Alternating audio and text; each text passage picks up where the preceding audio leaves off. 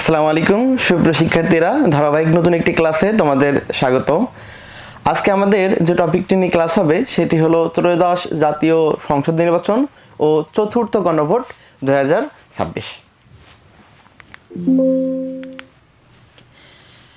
তোমরা যারা এখনো গুচ্ছভুক্ত পরীক্ষার অপেক্ষায় আছো, অর্থাৎ ভুক্তদের বিশ্ববিদ্যালয়গুলোতে পরীক্ষা দিবা, প্লাস অন্যান্য বিশ্ববিদ্যালয় যেগুলো এখনো বাকি আছে, সো সেই বিশ্ববিদ্যালয়ের জন্য আজকের আমাদের এই টপিকটি খুবই গুরুত্বপূর্ণ।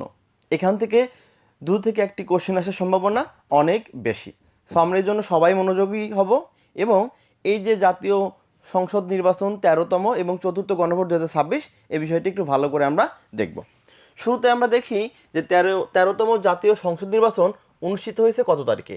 এই তারিখটা কত হবে? 12ই ফেব্রুয়ারি 2026। তোমরা সবাই মনে রাখবে।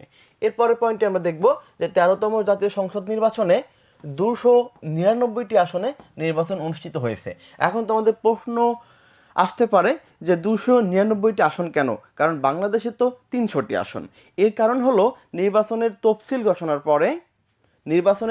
ঘোষণার পরে প্রার্থী চূড়ান্ত হওয়ার পরে শেরপুর 3 নং আসন অর্থাৎ ঝিনাইগাতি ও শ্রীবদ্দী আসনে নুরুজ্জামান বাদল, যিনি জামাত ইসলামের প্রার্থী ছিল, তিনি মারা যাওয়ার কারণে এই আসনের নির্বাচন স্থগিত রেখেছে নির্বাচন কমিশন।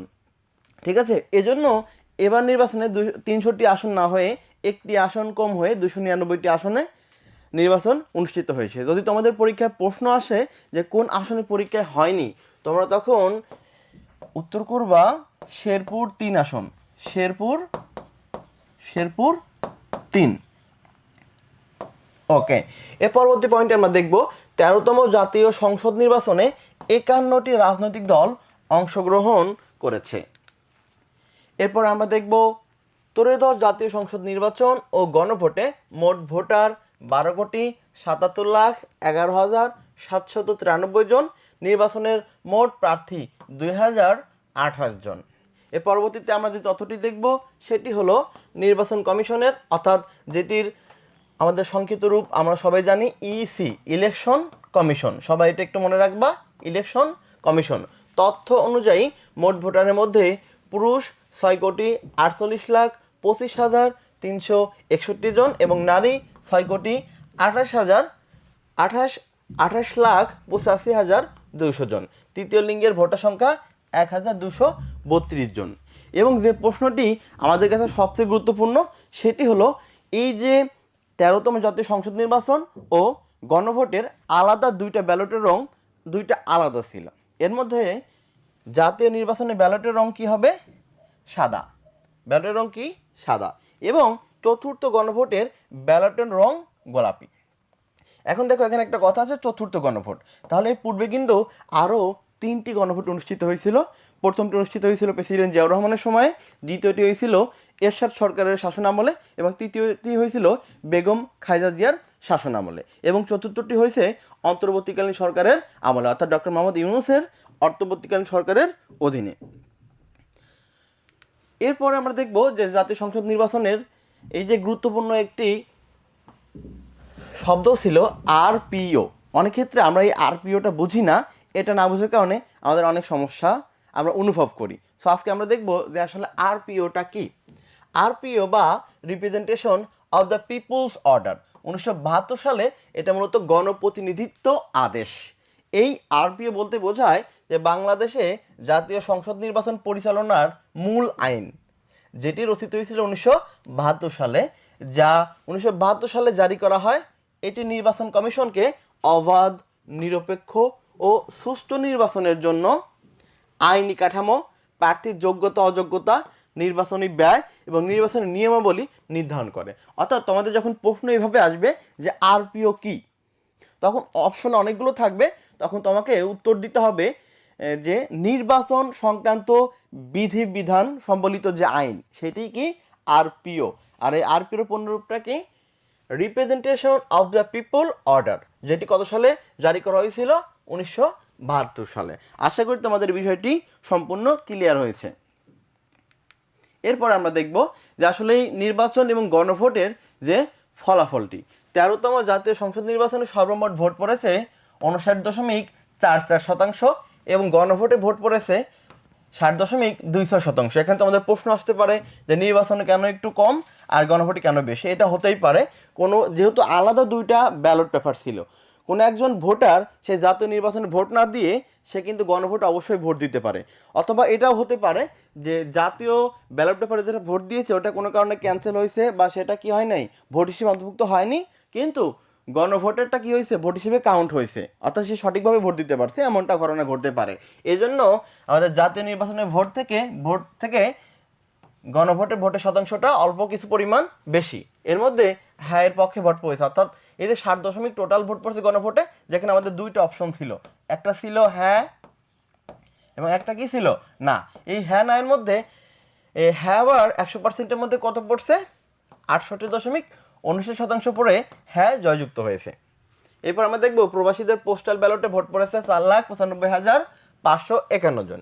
এখন আমরা দেখব যে এই নির্বাচনের প্রাপ্ত আসন, বিএনপি জোট, এর মধ্যে অনেকগুলো জোট ছিল, অনেকগুলো রাজনৈতিক দল ছিল একসাথে জোট করেছিল। বিএনপি জোট পেয়েছে সর্বমোট 213টি এবং 11 দলীয় জামাত জোট, এর মধ্যে রয়েছে এনসিপি, তারপরে এবি পার্টি, তারপরে খেলাফতে মজলিস, বাংলাদেশ খেলাফতে মজলিস সহ অন্যান্য পার্টি, তারা পেয়েছে কতটি, 77টি।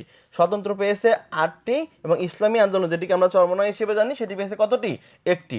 টোটাল তাহলে কত হবে, টোটাল হবে 299টি। আমরা সবাই জানি যে একটি আসনের নির্বাচন স্থগিত হয়েছে, সেটি কোনটা আসন, শেরপুর 3, যেটা ঝিনাইগাতি এবং শ্রীবদ্ধি যেটা নির্বাচনী এলাকা। এরপর আমরা দেখব যে এই যে ত্রয়োদশ জাতীয় সংসদ নির্বাচনের পরে কিন্তু নতুন মন্ত্রিসভা গঠন হয়েছে, প্রধানমন্ত্রীর নেতৃত্বে নতুন মন্ত্রিসভা গঠন হয়েছে। এখন এই মন্ত্রিসভায় কারা কারা রয়েছে, প্রধানমন্ত্রীকে শপথ গ্রহণ কত তারিখে হয়েছে, ঠিক আছে, তারপরে উপমন্ত্রী, প্রতিমন্ত্রী, মন্ত্রী, এই সমস্ত বিষয়গুলো আমরা দেখব। শুরুতে আমরা দেখি মন্ত্রিসভার শপথ গ্রহণ, যেটা 17 ফেব্রুয়ারি 2026। প্রধানমন্ত্রী সহ নতুন মন্ত্রিসভার মোট সদস্য কতজন, 50 জন। এর মধ্যে পূর্ণমন্ত্রী 25 জন এবং প্রতিমন্ত্রী কতজন, 24 জন। আমরা সবাই জানি প্রধানমন্ত্রী সবার উপরে থাকে, এরপরে মন্ত্রী, এরপরে প্রতিমন্ত্রী, এরপরে যদি উপমন্ত্রী থাকে।